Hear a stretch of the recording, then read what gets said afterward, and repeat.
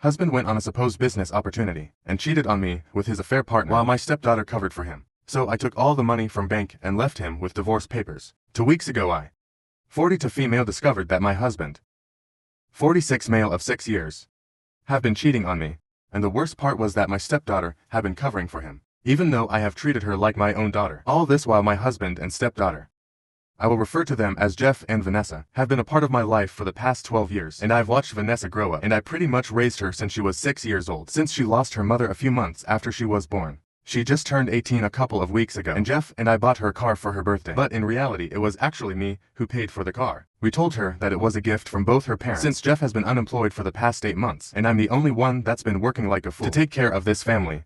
His previous job paid well enough, and we were doing decently on our income. But they were mass layoffs because the company started going through a rough patch and eventually ended up shutting down. During that time he lost his job, and I promised him that I would pull through until he was able to find something else. A couple of weeks after he lost his job, he told me that he wanted to start his own business, and so he would be working on a business model and was not going back to work until he had planned out everything. I was fine with that because I knew that it had been part of his plans for a really long time, and I agreed to this arrangement. I figured that it would take a couple of months, and once he started his own business and it started doing well, it would be really good for the family. So it was worth it to make some sacrifices right now for the sake of our future.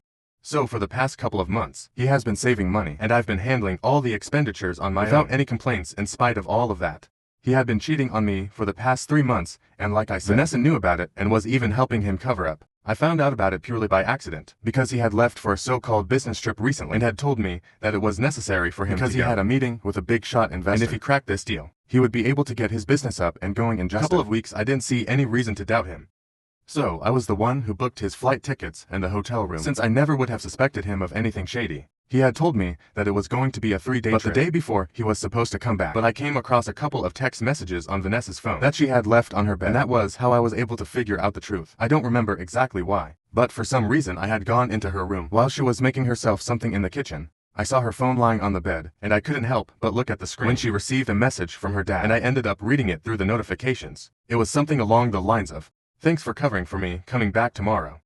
That got me a little curious because I wanted to know what exactly she was covering for, and I decided to unlock her phone and go through the messages because my birthday was coming up, and I honestly thought that they were talking about some surprise or something that they had arranged for me, and I really wanted to know what was going on. It was a bit childish, but I thought that I would just read the last few messages and let it go. It was not a problem unlocking her phone, because I had seen her do it several times and I knew her password. Once I was in, I read the last couple of messages, and I'm so happy that I did, because that's when I made the decision that I was going to leave. He had told his daughter that he had landed safely and stuff, reached the hotel and met some lady named Gwen. He had even told Vanessa that he was really thankful that she had convinced him that there really was some investor that he was meeting with, so I would pay for the trip, and told her that he owed her one. So that helped me figure out that she had known about this entire thing. She knew who Gwen was, and she knew that her father was going to go out to cheat on me, but she decided to help him out. After all, I guess blood is actually thicker than water. When I read those messages, I immediately started feeling quite nauseated, but I kept the phone down exactly how I had found it, so that Vanessa wouldn't be able to know that I had read those messages. Then I decided to keep aside my feelings for later and take action. At the moment, I drove to the bank immediately after I read those messages and applied to shut down the joint account that I had started with Jeff a few months before he lost his job. Back when he still had his job, we had decided that we could put aside some part of our income every month for stuff like our retirement and Vanessa's expenses in college. And even after he had lost his job, I had still been putting aside the money. However, that day I decided that it was time to shut that account. Since we were definitely going our separate ways, our bank only required one of us to be there to apply to shut the account, so I transferred all the funds from that account to mine and initiated the process. Some of that money was supposed to be his, but I don't think it mattered because for the past 8 months, I had been covering for him, so I think I deserve to keep the entire money from that account. After I did that, I felt much relieved. And while driving back home, I had a little crying session by myself, but put on a happy face before going back because home. I did not want Vanessa to be able to figure out that I knew about everything. The next day, when both she and her father would be home, that's what I was going to tell them. So for the rest of the day, I pretended like everything was fine. However, when Jeff came back home in the morning the next day, I decided to ask them to gather in the living room, and then I showed them the paperwork for shutting the bank account and the title to the brand new car that we had just bought for Vanessa, and I told them that I had shut the joint account and I would also need to hand over the keys of the car to me. Both of them looked shocked, probably because they had figured out that I knew by then. Then I confirmed it for both of them that I knew about Gwen, because I had seen some messages on Vanessa's phone. And then Jeff got to his feet, trying to explain to me that Gwen was just a friend, and it might have sounded suspicious, but it was really just all innocent and platonic, and he hadn't told me about it because he didn't want me to worry or overthink. But I'm no fool, I knew what was going on, and from the tone in the messages that he had sent to Vanessa, I knew that it had to be an extra affair, because otherwise he wouldn't have gone to lengths to cover things up. So I told him to lay it off, because there was no way that he would be able to fool me, and I told them that I wanted them to leave, because after what had happened, I didn't want either of them to be a part of my life anymore. They had used me financially, and both of them had betrayed me. What hurt the most was that I had done everything right, and this is still how they treated me after I had asked them to leave. They started pleading with me, apologizing to me and stuff, but I was not interested in hearing them out, and I told them that I was going to speak to a lawyer and get the divorce proceedings started soon, because I had made up my mind, and if they didn't leave then I would gladly go away, so then they could handle the rent and everything. Both of them had started crying by that point, and it was really hard for me to control my emotions, but I knew that I had to, so I watched them pack and leave but didn't say anything. Then once the two of them were gone, I broke down again, but I still called my parents up and I told them everything. My dad was the one who did all the research and put me in touch with the divorce attorney later that day, and within a few days we had filed for a divorce. Those few days were very difficult because Jeff and Vanessa kept showing up at my house every single day to apologize, and I had to ignore all of it to the best of my abilities because I couldn't allow them back into my life again. Every single day like clockwork, they would show up at my door in the evening, beg for me to let them in, and I would ignore them. I could have called the cops, but I didn't have the emotional strength for that. So I would just shut them out, lock myself in my bedroom, and wait for it to be over. After I filed for the divorce, and they still came back that day, I decided to open the door and tell Jeff that there was no point in trying to get me back anymore because my lawyer and I had already filed for a divorce, and he had better find an attorney as well. Then I shut the door and went back to my bedroom, and I could hear him and Vanessa screaming for me to come back and at least talk to them, give them a chance to explain themselves and make things right with me. Anyway, after I told them that I had filed for a divorce, they didn't come back again, and I was a bit relieved. Then 2 days ago, my lawyer told me that Jeff and his lawyer had responded to my petition, and their claims were a bit surprising, because they were not ready to agree with the terms of my divorce, even though I thought I was being relatively fair. But according to them, they felt like they deserved to keep the car that I had gifted to Vanessa, and they also wanted me to send him a share of the money from the joint account that I had transferred to my account before shutting it down. Not only that, but apparently, they also felt entitled to ask for alimony because we had been together for a really long time, and this was the least that I could do for them since he was unemployed at the moment, and I hadn't given them enough time to prepare for the situation before kicking them out. I thought it was quite unfair of him to make any such demand since he had cheated on me and had been cheating for the past 3 months. I knew that because he himself had mentioned it to me quite a few times because he thought it was going to make it better. He thought that having an affair for 3 months was somehow better than 3 years, since at least it didn't really mean anything. So after I received his response to the petition, I decided to do something kind of sly, and I called him up really late at night. I pretended like I was very upset and kind of tipsy so as to make it seem less unnatural for me to be calling him so late, and then started talking about how he had let me down, and that the response to my petition was even more hurtful than getting divorced because it made me feel like he had only been with me for money for the past couple of months and that our relationship meant nothing to him. I started to pretend to cry, and I knew that doing that would help because it got him talking, and he started telling me that he didn't want this for us either. But since I had already filed for a divorce, he had to look out for himself and Vanessa as well. He could deal with the fact that he was unemployed right now and was relying on his own parents for a home and food on the table. But Vanessa was going to start college in a couple of months, and he couldn't risk that, which is why he needed the money. He actually started crying and told me that he was really sorry about everything, that he didn't even mean to cheat on me, but Gwen was the one who had initiated everything, and he just couldn't help himself because everything had been going wrong recently, and that was just a way for him to cope with the situation. He tried to reassure me once again that the situation with Gwen meant absolutely nothing to him, that they had only hooked up once when he went on the trip, and before that they had only ever spoken to each other online. And then he said that if I wanted to, we could still cancel the divorce and get couples counseling, and try to make this marriage work. But by then I had heard enough. So I hung up on him, and since I've been recording that entire conversation, I sent it to my attorney as proof of him confessing that he had been cheating on me with Gwen. Unfortunately, when I had seen the proof on Vanessa's phone, I hadn't had the time to send it to myself. So it was just my word against his, and it would have made my case become weak. But now it was his own word against his, and my attorney told me that this would definitely help us out. That was today's back-in. Today we met with a mediator, and the first thing that we did was play the recording and say that because he had confessed to cheating on me, it meant that he couldn't talk his way out of it, and he would either have to agree to my terms for the divorce, or we would end up in family court with us, and even that wouldn't end up too well for him, since we are from a fault-based divorce state, and most of the time, when judges know that there has been adultery, they disqualify the adultery for alimony.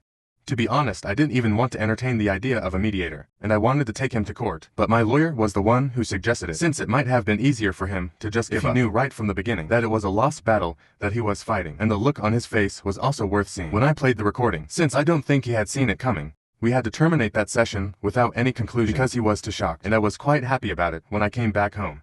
I still would have been happy about it right now if I hadn't received a text from Vanessa saying that it was really nasty of me to give Jeff false hope because he had really started to think that I might forgive him after that phone call the other night, and only had he realized it was just a way for me to manipulate him. For what it's worth, she also apologized for everything that had happened, but told me that Jeff was her father and she felt like she needed to be on his side, and that's why she had covered up for him. But there was nobody who regretted anything more than he did, and the least I could have done was not make a mockery of his feelings for me by using it to win the divorce. Apparently once he had gotten home after the mediation session, he had completely broken down, and nobody could comfort him and get him to stop crying. Not his parents, and not even her. She tried to make it seem like what they had done might have been wrong, but now I was in the same boat as them. Because even when I was turning out to be quite manipulative and ruthless, I personally don't think that's valid at all, but just because it's Vanessa who has been saying this, I can't help but take it to heart. I know it's irrational and unreasonable, but I still have to ask Ida for tricking my soon-to-be ex-husband into confessing that he had cheated on me, so I could use that against him during our divorce. Update 1. So this gave me the exact kind of reality check that I needed, and I'm so thankful for it. Going through the comments was a really huge wake-up call for me, because I started to feel quite emotional, simply because Vanessa had said something to me. People can get mad at their partners and decide to forgive them. With their children, it's always dicey. I know that I'm not her biological mother. I've always known that, but nevertheless, I still raised her from when she was very little, and I have watched her grow up in front of my eyes. So naturally it was quite difficult for me to come to terms with the fact I was not going to be losing Jeff, but also Vanessa, the girl who I raised like my own daughter. I had already been finding it very difficult to cope with my emotions, and I guess that's why I got a bit carried away and started feeling kind of guilty, which is why I had to come here for validation. Thanks to you guys, I now am fully aware that it was her trying to manipulate me into feeling bad, and that's exactly what I should not fall for. I had already blocked Jeff, and after reading through the comments here, I decided to block her as well. If I'm being honest, one of the most difficult things I've had to do, even more than cutting Jeff out of my life. But it had to be done. What she did was unforgivable, and no amount of apologies is ever going to fix it. It really sucks, probably more for me than it does for her, because I had always wanted to be a mom, and when I found Vanessa and started building a relationship with her, I thought this was what I needed to complete my life. This is actually not my first marriage, and I had been married before, but unfortunately, that marriage had also ended in a divorce because of my infertility. When I was 22, I got married to my college boyfriend, and I was head over heels in love with him. So, we decided to start trying for a baby 2 years into our marriage. By then, we had been together for almost 5 years, and I thought that it was the right time. But we kept trying for almost a year, and nothing happened. And that's when we decided to get tested. And unfortunately, I was infertile, so we could keep trying. But it was likely that it would either take a really long time to get pregnant, or maybe I wouldn't be able to get without treatment and stuff at all. At the time, we had both just started working, so it was not realistic for us to start treatment since it was quite expensive, and we didn't want to rely on our parents. So, we had to push back our plans of getting pregnant, and it was hard for both of us. But he started distancing himself from me emotionally instead of being there for me, and eventually I couldn't handle it anymore. We started fighting a lot and quite frequently, and things would get very ugly. So after almost 1 year of trying to make it work, we decided to go our separate ways. I was single for a couple of years until I met Jeff, and with him I decided that I could maybe try falling in love again. That was obviously a huge mistake, which comes as a shock to me even now, because with him I decided that I wouldn't rush through anything. And we even waited for 6 whole years together before we even thought about marriage, because neither of us was ready for that kind of commitment, since I had just been through a terrible divorce a couple of years before that, and he had lost the love of his life 6 years before he met me. Both of us took it slow, and even then, it didn't even matter, because he still ended up cheating on me. I don't know why I'm sharing this. It's not really relevant to what's going on right now, but I just felt like I wanted to talk about it to somebody, because everybody in my life already knows all of this, and I didn't want to bother them by talking about the same things over and over again anyway. My point was that I had always wanted to be a mother, but unfortunately it had not been possible for me back then. And by the time I met Jeff and got married to him, I was already in my late 30s, and I didn't want to take that risk for the sake of my well-being. Besides, I already had to take care of them, so I had started thinking of her as my own daughter, and not even for a second did I think of her as my stepdaughter. I would always introduce her to other people as my daughter, but after everything that has happened, I don't feel the same way anymore. More than grieving over losing somebody that I love from the bottom of my heart, I'm upset about losing my daughter. They're both still alive, but I feel like the versions of them that I had in my heart are long gone now. So I'm grieving them, because things will never be the same again. The truth of the matter is that Vanessa is not my daughter. Because if she had been, she wouldn't have ever put me through something like this and would have been honest with me. And that's the saddest part of it all. That not only did I lose a husband, but I also lost my daughter. Update to hello everyone. Firstly, I would just like to thank every single person who responded to my last update and reached out to me to comfort me and left supportive and wholesome comments. It truly genuinely means a lot to me at a time like this, when I'm going through something so upsetting. To all my fellow women who have struggled with fertility and cheating partners, thanks for letting me know that things will get better, because I really needed that hope right now. Now getting into what has actually happened since my last update, which was around a week ago. Jeff has decided that he's going to agree to the terms of my divorce because he probably doesn't want to waste whatever little money on paying for an attorney, especially when he knows that he's fighting a losing battle. I know for a fact that he has been counting on his parents to help him out, but I guess they refuse to do anything apart from letting him live with them and free and eat with them. Whatever his reasons are, it doesn't matter, because he has decided to agree to my terms of the divorce. And now we only have to wait for a couple of months before the divorce is finalized. Neither of them has tried to reach out to me after that one mediation session, and I'm very happy that they haven't, because I wouldn't know what to say to them anyway. It has been especially lonely for me, but a lot of people encourage me to reach out to my friends and family and keep myself surrounded by my loved ones. So I know that there are people who genuinely care for me, and I don't fall into depression, and that's what I've been trying to do. I spend a lot of my time at work, and when I'm not there, I'm trying to keep myself occupied and busy, so I don't end up thinking about whatever I have lost. My friends and family have also been incredibly supportive and they keep dropping in to make sure that I'm doing fine. All the mutual friends that Jeff and I used to have off because of what he has done have told me that they are completely on my side and will always be there for me if I need somebody. I'm very grateful for that, because I don't think I would have been able to remain friends with anyone who would have been on speaking terms with him after everything that has happened. I've also started looking for an apartment, because I don't need to live in this house anymore. It's too big for just me, and I don't need that constant reminder that I'm on my own right now. So a lot of things are changing, and it's been very weird for me to try and cope with all of it, but I know that is a good thing, especially when you're trying to come out of a very depressing period of your life. Maybe it will be a great thing for me as well, and I'll come out of this stronger. Until then though, all I can do is try to keep fighting and hope for things to get better. Anyway, thank you so much for everyone who has been supporting me. It really means the world to me, and I'm very grateful for everyone here. Update 3. Hello guys. I've been inactive here for quite some time, but that's just because I've been trying to get my life together, and I guess I've been doing a pretty good job of it, because I am far happier than I used to be back when I was posting here regularly. I guess a life update is long overdue at this point, so I'll just get into that. It's been close to 2 years since my divorce was finalized, and it took me a really long time to start moving on from everything. But people were right, it does get better, especially when you keep fighting. After the divorce, I decided to move away from my city for a change of pace, because everything was just depressing and I needed something new. I already had all the money that I needed to start afresh, because I had been saving for retirement and putting aside a part of my income every month. I had already quit my job and moved away. So I decided that instead of working again, I was going to start traveling, because that's what I really like doing.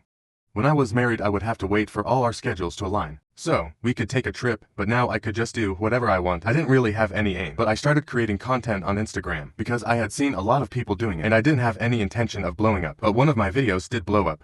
That was around 16 months ago, and since then it's only been getting better for me. I started getting opportunities to monetize my content after that, which is something I didn't even know was possible until recently, but that's how I started earning again, and now I get to do what I love for a living. I didn't know that I would be able to restart my life and have so much fun at my age, but it's happening and I'm truly happy. I do visit home occasionally, and I have kept in touch with my family and friends, but I'm also living my life to the fullest. I have absolutely no idea what Jeff and Vanessa have been up to ever since we got divorced, and I think it's better that way. I don't think I want to know what they're up to either. I'm really content with the life that I have right now, and I couldn't be more grateful for the divorce, because I think that really changed me as a person. I wouldn't say that it was a life experience that was necessary, but I guess I decided to make the most of my situation, since I really had no other way to deal with it, and it made me a bit fearless, which is why I'm getting to live the life that I have right now, and for that I will always be grateful. Anyway, that was me. Thank you for continuing to support me, and I really hope that everyone else who has been going through the same kind of trouble just finds the strength to hang in there, because now I know from personal experience that sometimes it definitely does get better.